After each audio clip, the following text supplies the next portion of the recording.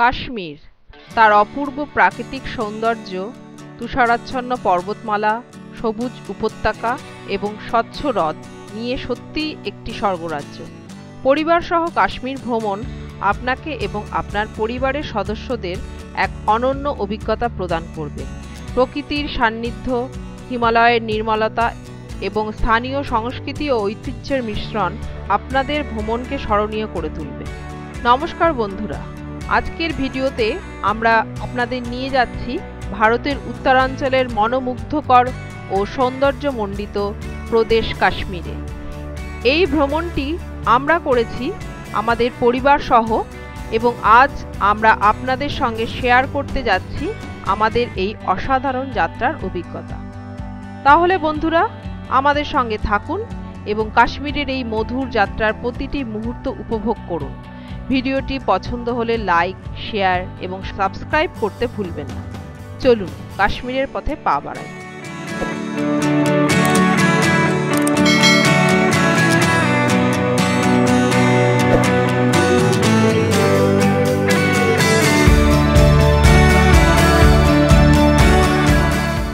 Good morning. তো আরেকবার একটা নতুন ট্রিপে, নতুন ব্লগে তোমাদের জন্য স্বাগত। আমরা চলেছি এবার কাশ্মীর। তো আপাতত আমাদের ব্যাগ, লাগেজ সব কিছু রেডি হয়ে আছে। তো আমরা এখন টোটোর জন্য ওয়েট করছি লাগেজ সামনে। আর আমাদের সঙ্গে আরেকজন যাচ্ছেন, তিনি আমাদের রিলেটিভ, পিসি হয় আমাদের, আর ছেলে সামনে দাঁড়িয়ে আছে। তো টোটো আসুক, টোটো আসার পরে আমরা ধরবো। তো সামনে লোকালের পরে আমরা আজকের পূর্ব এক্সপ্রেস করবো।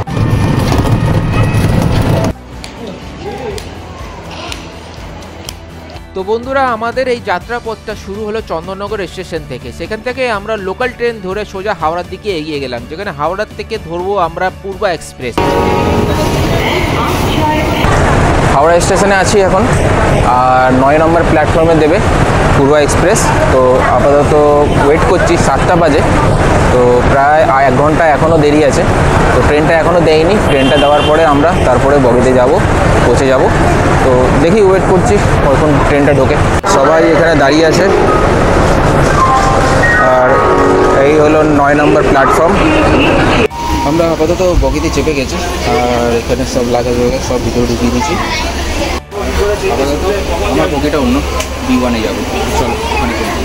তো আমরা আমাদের যে ফ্যামিলি আছে, ফ্যামিলিকে, মিসেসকে, ছেলেকে বগিতে চাপিয়ে দিচ্ছি। আমার বগিটা হচ্ছে B1। তো কোচটা B1-এ হচ্ছে। তো আমি এখন B1-এ যাচ্ছি, চলে এসেছি প্রায়। তো উঠি। আমাদের এই ট্রেনটা ছাড়ার কথা 8টা 15-তে, আর ঠিক রাইট টাইমেই এই ট্রেনটা ছাড়ে। আর আমাদের এই ট্রেনটা এখন যাবে দিল্লি, আর আমাদের গন্তব্য স্থানটাও হচ্ছে দিল্লি। আর আমরা দিল্লি পৌঁছবো পরের দিন সকালবেলা ভোর 6টার সময়। সেখান থেকে আমরা অন্য একটা ট্রেন ধরবো, সেখান থেকে আমরা অন্য একটা ট্রেন ধরে কাশ্মীরের পথের দিকে এগোবো। তো আপাতত আমাদের গন্তব্য স্থান দিল্লি। আর হাওড়া থেকে প্রায় 8টা 5-এ অলরেডি রাইট টাইমে ছেড়েছে। আর এখন আমরা বর্ধমান ক্রস করে আপাতত রানিং অবস্থায় আছি। তো দেখি, দিল্লি মোটামুটি কাল সকাল 6টা অবধি পৌঁছাবার কথা। পূর্ব এক্সপ্রেস আছি, আগেই বলেছিলাম। আর পরবর্তীকালে সব কিছু তোমাদেরকে জানাবো। তো আপাতত তোমরা আমাদের সঙ্গে থাকো। আর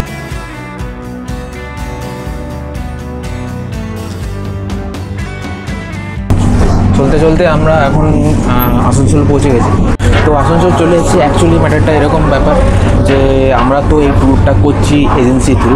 তো এজেন্সির নামটা হচ্ছে অ্যাডলাইফ ট্রাভেল এজেন্সি। তো আপাতত উনি যে আছেন, মানে অ্যাকচুয়ালি যার সঙ্গে মিট করব, উনি অনার বলেছেন যে আসানসোলে নেমে গিয়ে একবার মিট করতে। তো তাই জন্য আমি একটু আসানসোলে নামবো, নেমে একটু ওনার সঙ্গে মিট করবো। আমি যার সঙ্গে মিট করতে এসেছি, এজেন্সির ওনার, তো ওনার সঙ্গে মিট করে আপাতত এখান থেকে চেপে যাব। তো আগে বলেছি অ্যাডলাইফ ট্রাভেল এজেন্সি। তো এখানে ট্যুরিজম, সরি, আমিও ভুলে যাচ্ছিলাম। তো আপাতত এখান থেকে ওনার সঙ্গে মিট করলাম। মিট করে খুব ভালোই লাগলো। আর একটা ওনার পক্ষ থেকে আমার একটা গিফট পেয়েছি। আর অ্যাডলাইফের আমি তোমাদেরকে চ্যানেলকে তো শুরু বলবো যে যারা এই চ্যানেলগুলো দেখতে পাচ্ছ, তাদের সঙ্গে ওনার সঙ্গে যোগাযোগ করে ট্যুর প্ল্যানগুলো করতে পারো। আমি ডিটেলসে সব কিছু দিয়ে দেবো।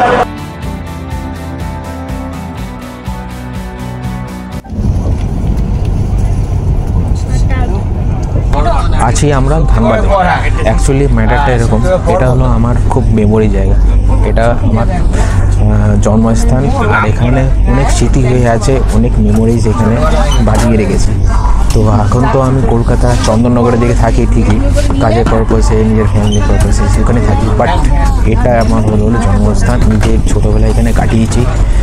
তো এটাই হলো এখানকার স্মৃতি। এই হলো ধনবাদ স্টেশন, দেখে অনেক কিছু মনে পড়ে গেল। একসময় এই স্টেশনেও অনেকবার ঘোরাঘুরি করেছি। এখান থেকে স্কুলটা অনেক কাছে ছিল, +2 স্কুল এখান থেকে করেছিলাম। তো আমরা থাকতাম একটা মেসে, বাড়ি থেকে একটু দূরে ছিল, ধনবাদ প্রপার টাউনটা একটু দূরে। তো টাউন থেকে আবার টাউনের মধ্যে আমার স্কুল ছিল, সেই স্কুলে যাওয়ার জন্য এখানে মেসে থাকতে হতো। আবার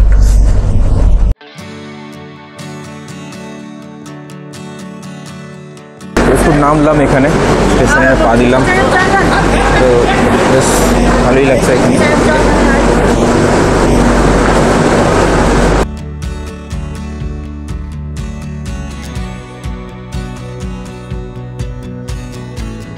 টাইম হচ্ছে এখন 1:30, দুপুর 1:30। তো আমাদের লাঞ্চটাও হয়ে গেছে। আজকের লাঞ্চে ডাবল ডিমের একটা থালি নিয়েছিলাম, তো প্রায় 160 রুপিস ওটার রেট আছে। তো আপাতত কোডারমার কাছে পৌঁছে গেছে। এই স্টেশন অলরেডি দাঁড়াবে এখানে, 1:30 বাজে। এখনও প্রায় 14 থেকে 15 ঘন্টার জার্নি এখনও প্রায় বাকি আছে।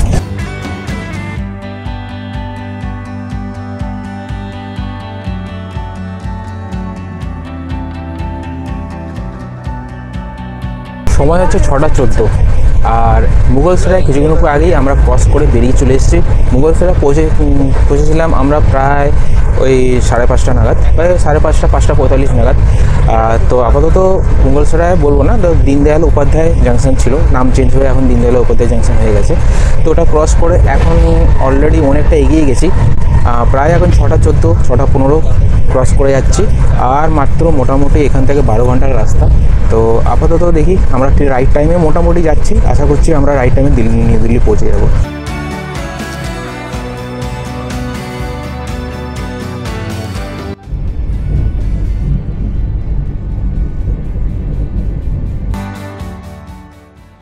রাতের ঘুম আর জার্নিটা বেশ ভালো কাটিয়ে আমরা প্রায় সকালবেলা 6টার সময় দিল্লি পৌঁছে যাই। সেখানে আমাদের রিসিভ করতে আসে পিসির ফ্রেন্ড। যেহেতু আমাদের কাশ্মীর যাওয়ার ট্রেনটা সেই দিন সন্ধ্যে 7টার সময় ছিল, তো ওই টাইম অবধি আমরা আঙ্কেল আর আন্টির বাড়িতে থেকে আমরা কিছুক্ষণ রেস্ট করি আর পরবর্তীকালের জার্নিটা আবার শুরু করি। তো বন্ধুরা, আমরা এখন নিউ দিল্লি জাংশনে আছি, বিকেল 5:30 বাজে। সকালবেলা প্রায় 7টার সময় আমরা এখানে পৌঁছেছিলাম আর রিলেটিভের দিকে গেছিলাম, রিলেটিভের বাড়িতে গেছিলাম। তো ওখানে প্রায় একবেলা থেকে আমরা বিকেলবেলা এখন নিউ দিল্লি জাংশনে আবার ফিরে চলে এসেছি। তো আপাতত এখান থেকে আমরা শক্তি এক্সপ্রেস দেবো আর সোজা কাটরার দিকে যাব। উধমপুরের নেমে ওখান থেকে আমরা নেমে পাহলগামের দিকে যাব। তো আপাতত এখান থেকে ছাড়ার টাইম হচ্ছে আমাদের প্রায় 7:05 শক্তি এক্সপ্রেসটা। তো দেখা যাক, এখনও ট্রেন ঢোকেনি জাংশনে, তো ওয়েট করছি আমরা। আর এই আমাদের লাগেজ, এখানে লাগেজগুলো আছে, বিশেষ দাঁড়িয়ে আছে। তো ঠিক আছে, চলো রাস্তায় দেখা হবে, তোমাদের সঙ্গে সব কিছু এক্সপ্লোর করবো। ট্রেন ঢুকছে, এই সামনে দিয়ে দেখা যাচ্ছে ট্রেন আস্তে আস্তে ঢুকছে। আমাদের ট্রেন শ্রী শক্তি এক্সপ্রেস ঠিক রাইট টাইমে 7:05 ছেড়ে দেয়, আর আমরা রাতেবেলা জার্নিটা বেশ ভালোভাবে কাটিয়ে উধমপুরে আমরা ভোর 4:30টার সময় পৌঁছে যাই। উধমপুর স্টেশন থেকে এজেন্সির লোক আমাদের রিসিভ করে আর আমরা সোজা পেহেলগামের দিকে এগিয়ে যাই।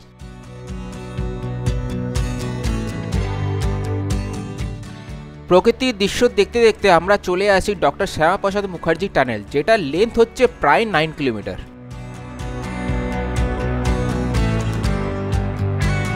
বরফের চূড়া দেখা গেছিল আর পাশ দিয়ে যাচ্ছে চেনাব নদী। নদীটা ঠিক দেখা যাচ্ছে না এই মুহূর্তে, কিছুক্ষণ আগে দেখা যাচ্ছিল চেনাব রিভার,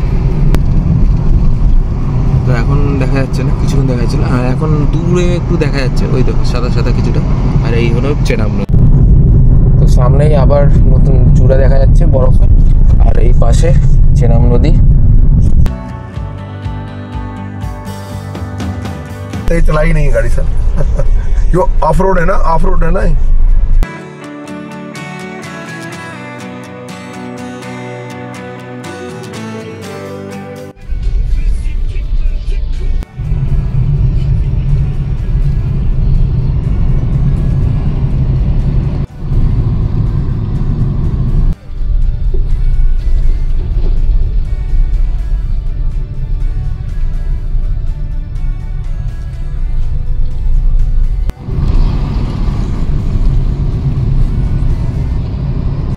ये गिरा था, इसका फोटो ये खूनी नाला इसी को बोलते हैं।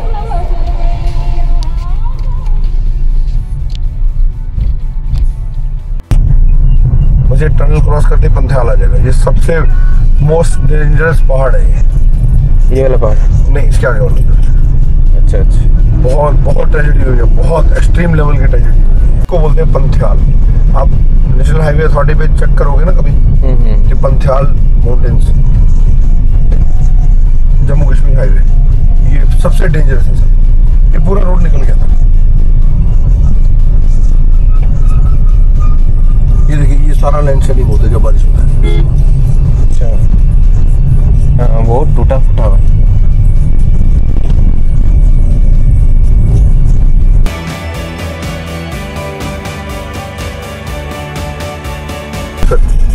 आराम से पेपर करना, ठीक है?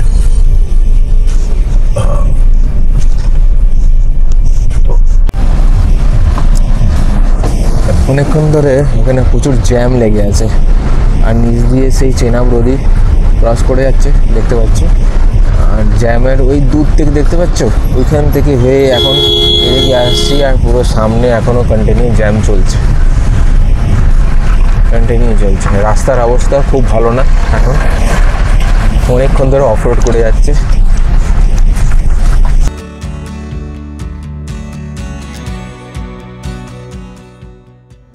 প্রায় 1 থেকে 1.5 ঘন্টার রাস্তা প্রায় অফরোড ছিল, আর আমরা প্রায় বানিহাল ক্রস করতে করতে আমাদের 1 থেকে 1.5 ঘন্টা লেগে গেছিলো।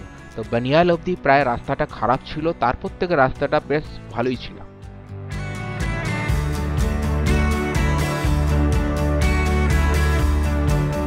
তো আমরা বানিহাল ক্রস করে এই হাই রোডের উপরে উঠলাম, আর এখান থেকে যা ভিউ দেখা যাচ্ছে দারুণ, খুবই সুন্দর, পুরো ভ্যালির ভিউ,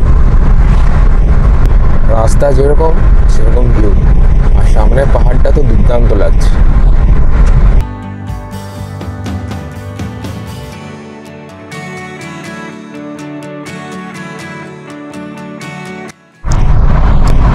তো আরেকটা টানেলে ঢুকে গেছি, আর এটাও প্রায় 8 কিলোমিটারের ডিস্টেন্স আছে।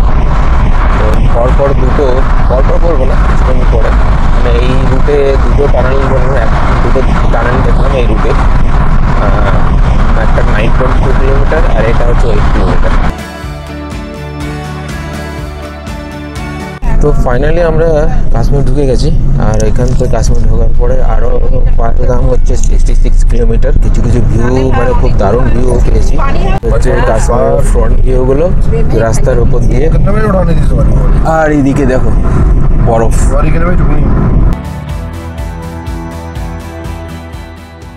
অনেকটা জার্নি করার পরে এবার মনে হচ্ছিল যে কিছু একটা খেতে হবে, ব্রেকফাস্টটা করে ফেলতে হবে, তাই আমরা কাজিগঞ্জ পৌঁছে ব্রেকফাস্টটাও সেরে ফেললাম। ব্রেকফাস্ট হয়ে গেছে, ওরা নামেনি, ওদের ব্রেকফাস্টটা প্যাকেট করে নিয়ে নিচ্ছি, পেহেলগামে গিয়ে ওরা ওখানে খেয়ে নেবে, কারণ কি এই গাড়ির জার্নিতে কখন কি হবে বলতে গেলে ভমিটিং হবে কি না সেরকম একটা ব্যাপার ধারণা হয়ে আছে। তো এই জন্য গাড়িতে আর কিছু খেতে চাইছে না, ওখানে গিয়ে একবারে খাবে। তো এখনও 2 ঘন্টার রাস্তা আছে, 2 ঘন্টার রাস্তা যতটা কভার করে আমরা ওখানে তাড়াতাড়ি পৌঁছতে পারি তো ভালো। তো আপাতত এই হলো, আর এখানেই আমি নিউ মাউন্ট ভিউ পাঞ্জাবি ভোজনালয়, এখানে আমরা ব্রেকফাস্ট করেছি, আর ব্রেকফাস্ট এদের জন্য নিয়েছিলাম। তো 3টে পরোটা নিয়ে নিয়েছি, আর আমি 2টো পরোটা খেয়েছি।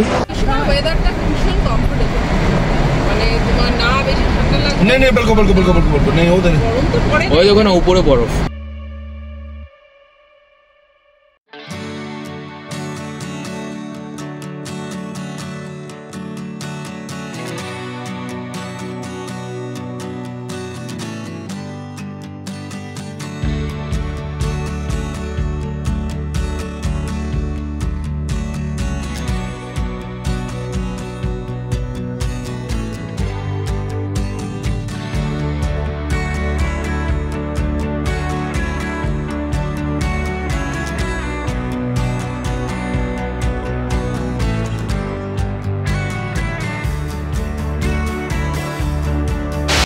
তো ফাইনালি আমাদের ট্যুরের first stage Howrah two new Delhi, new Delhi থেকে উধমপুর থেকে পেহেলগাম, একদম রিসোর্টে চলে এসেছি, গ্রিন টপ রিসোর্ট।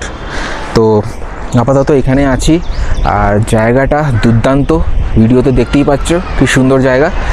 আর চারিদিকে মোটামুটি পাহাড়, মাঝখানে পেহেলগামের টাউন আর একটা কটেজ রিসোর্ট।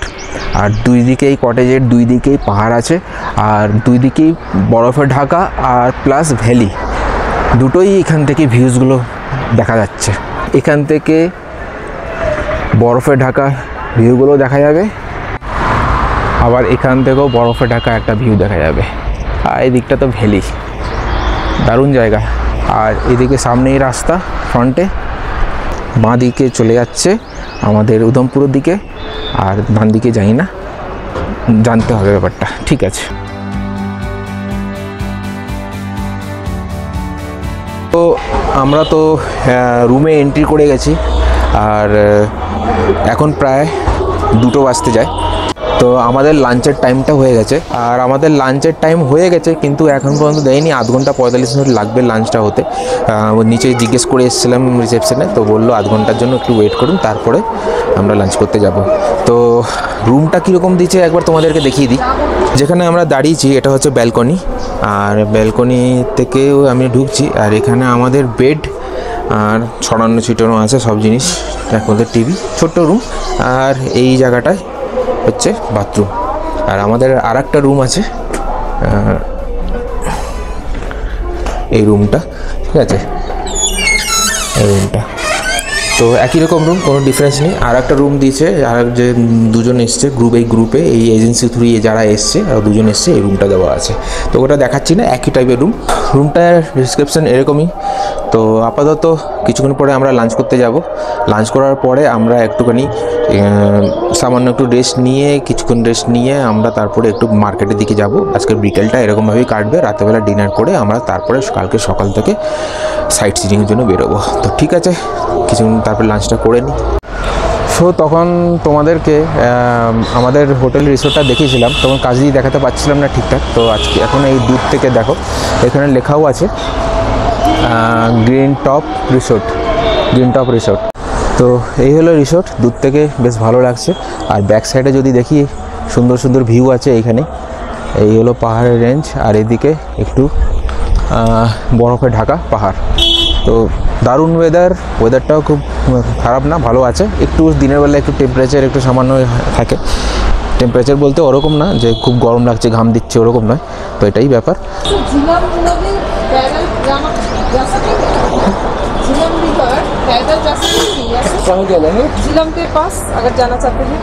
झेलम रिवर, नदी ये जो बह रहा है ना नदी, रिवर हाँ। पैदल जा सकते हैं? कितना दूर होगा? 2 मिनट 1 मिनट।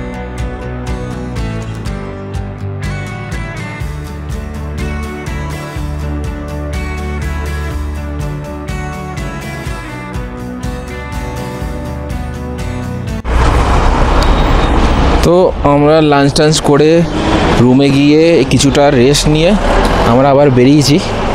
তো এখনও প্রায় বাজে 4:45, আর আবার হাঁটছি ঠিক হোটেলের সামনেই ফুটপাতে, আর সামনেই রাস্তা আছে এরকম। আর ঠিক এদিকটায় ওরকম বরফে ঢাকা পাহাড়। আর এখান থেকে পাহাড়গাম থেকে যে পাহাড়গুলো দেখা যাচ্ছে সেই লাগছে।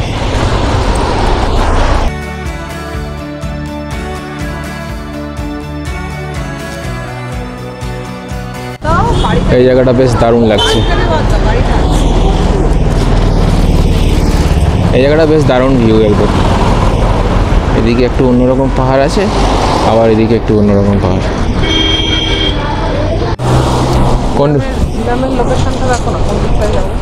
কোন রিভারটা?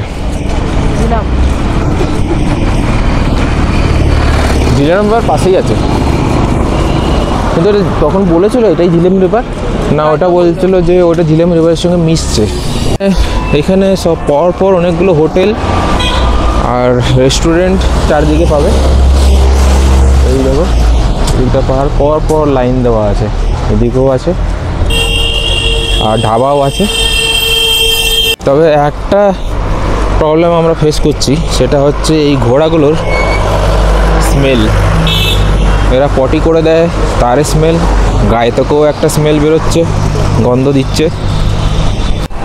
আর মার্কেটেও কিন্তু না, প্রচুর মার্কেটে অনেক কিছু দোকানপাট আছে, রেস্টুরেন্টও ভরপুর আছে এখানে।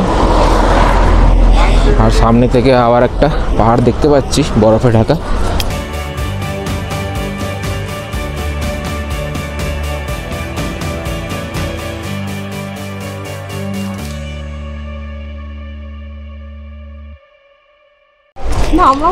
রোদ আর বৃষ্টি সঙ্গে সঙ্গে একসঙ্গেই চলছে।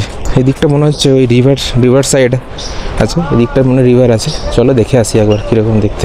এই সাইডে মেন রোডটা, ওই যে গাড়িটা গেল, আর এদিকে রিভারটা আছে। সাউন্ড পাচ্ছি রিভারের, জলের আওয়াজ পাওয়া যাচ্ছে।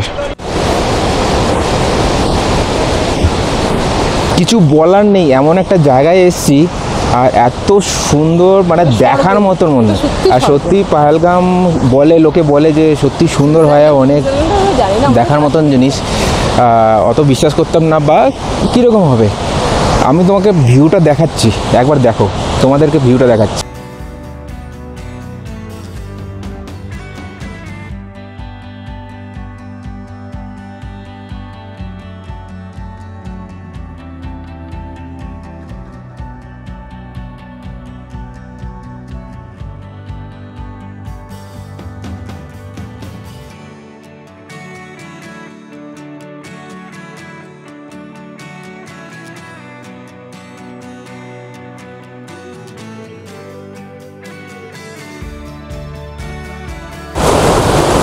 তো চলো একবার ক্রস করি।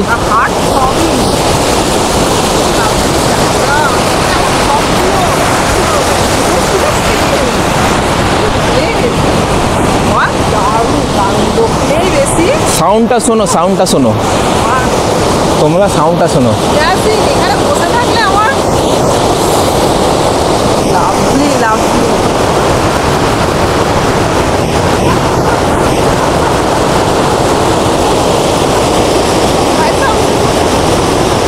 জাস্ট ফাটাফাটি লাভলি প্লেস।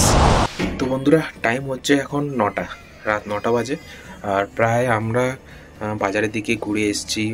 সন্ধ্যেবেলা বেরিয়েছিলাম, তো 7টা-8টার মধ্যে আমরা ঘুরে ফিরে চলে এসেছিলাম। তারপরে ডিনারটা এখন আমরা করতে যাব। তো ডিনারে কি আছে তোমাদেরকে একবার দেখিয়ে দিচ্ছি, চলো।